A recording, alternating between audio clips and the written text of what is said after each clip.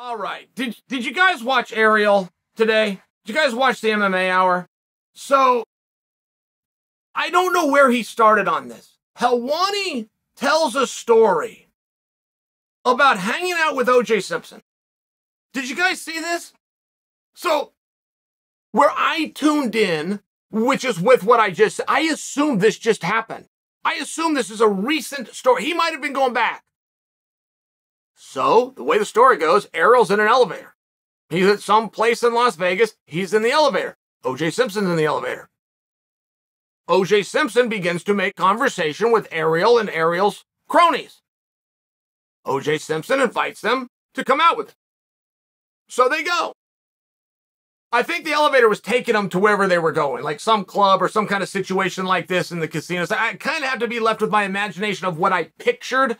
These are the words that are said. They go with OJ. So they're sitting around, conversations going on, couple of ladies of the night, and I'm quoting the story, and they're just sitting there. They can't really visit. There's music going. We all can probably picture something like that with a Vegas club. OJ leans over to Ariel at some point and says, you know what? I'm really not having that good of a time. I think I'm going to excuse myself to the bathroom and leave. So he does. And the part that Ariel thought was so interesting to the story was that OJ told him that before he did it. Somehow he got a tickle out of that. And I must tell you, I can't think of very many OJ Simpson stories in the last 20 years that I've enjoyed, but I wanted more on this one. Like, did OJ recognize them? Is he secretly a fight fan? Did he know who Ariel was? He never exchanged niceties. Did he just know? He assumed you knew who he was, and he knew who Ariel was. So Ariel's going on about this, and then he transfers to a piece about Ronda Rousey. And he talked about Ronda is the most overhyped fighter of all time. Now, that's going to hurt somebody's feelings. I don't want it to. I do not want it to. The story of Ronda and Ronda's career is awesome.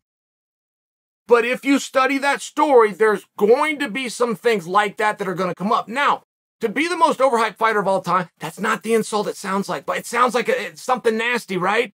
This is a world champion who's put into the Hall of Fame. It was a damn good career. You're talking about an ability to captivate the world's attention. It starts with a massive compliment. Something that needs to be studied. How did she do that?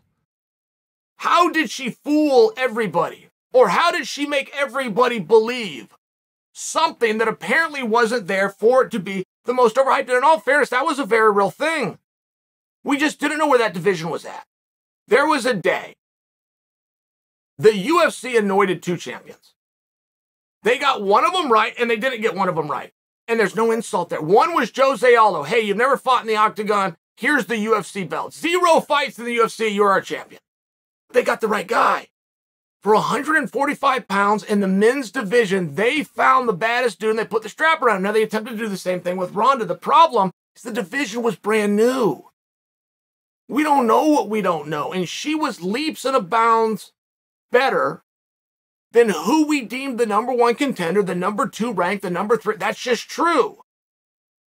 Amanda Nunes, by example, that had no problem with Ronda, very uncompetitive match, was not from a different generation. She didn't change weight classes. She wasn't in 7th grade when Ronda's making a run and Ronda's towards it. They're same age, same everything. We just didn't know where Amanda should be ranked.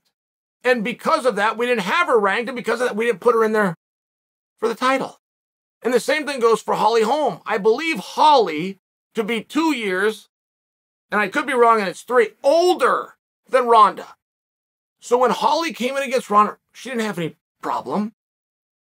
But we didn't know. It was a 7-1 underdog, Holly Holm was. 7-1 underdog. She didn't have any problem. We didn't know where she should be. The division was just too new. We hadn't had enough fights yet. So that's where this overhyped business comes from. It sounds very mean, but it's not. The Ronda story is an amazing one to study. How did you get there? I mean, Joe Rogan, who knows what he's looking at, famously said, Ronda's not a once-in-a-generation. She's a once-in-a-ever. And you're looking around, you're going, wait a minute, this is a judo practitioner. Judo's never had success in the UFC. And I do mean never. Not only has judo never had a championship, judo has never contested for a championship. Are you aware of that? Not only has nobody that's done judo background been a champion, nobody was in a championship fight. It's very meaningful. Because here you have a judo practitioner in the amateur ranks who did very well. With no boxing, no kickboxing. I mean, it was one of these things where it was kind of obvious. And we're talking about once in a ever. But this is Ariel's point. Ariel's point is to have those kind of statements made and not be. Ronda could beat up Floyd Mayweather if they fought in a street fight. These statements were made, and they were not objected to. They were agreed with. And that was only Ariel's point. It wasn't to set out to discredit Ronda. Ronda's a world champion. Ronda's in the Hall of Fame.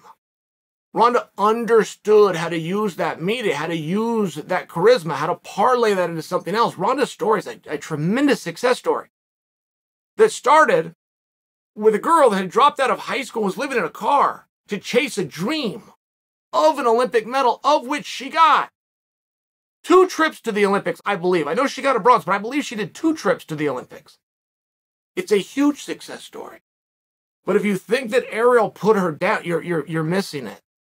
You got to study that. How did she do it? How did she captivate? How did she have those opponents, one after the next, and stay away from the Hollies and the Amandas? How? It's just a question. The 4 Horsemen and the Betch Carreras and all this type of stuff, if you look back in hindsight, you go, well, those weren't the top contenders. We didn't know who it was. All the while, Ronda openly refusing to fight Chris Cyborg. No problem. She took a full pass on that, and they were different ways. Everything's fine. But there was maneuvering. There was manipulation. There was a lot of really smart things done here.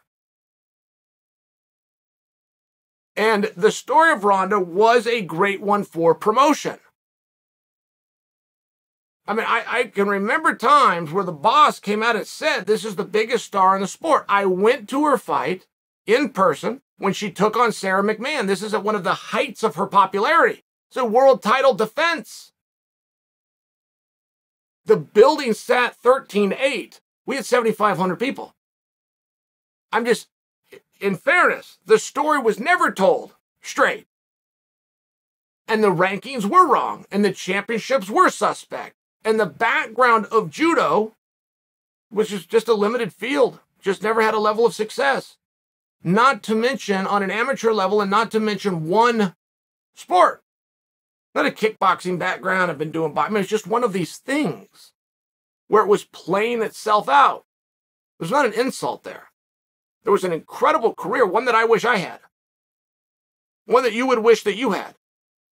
And if at the end of that career, somebody sat back and said, Chael was the greatest media hype, the greatest myth the media ever had, I'm sitting back laughing. I'm lighting up a stogie, crossing my feet and laughing. That'd be one more thing that I did great. Aside from winning world championships, aside from making a bunch of money, aside from getting in movies and parlaying my career, I also manipulated the world's media. It's not an insult that Ariel gave. He's accurate when he says it. Don't stop there. Study it and try to figure out how did it happen.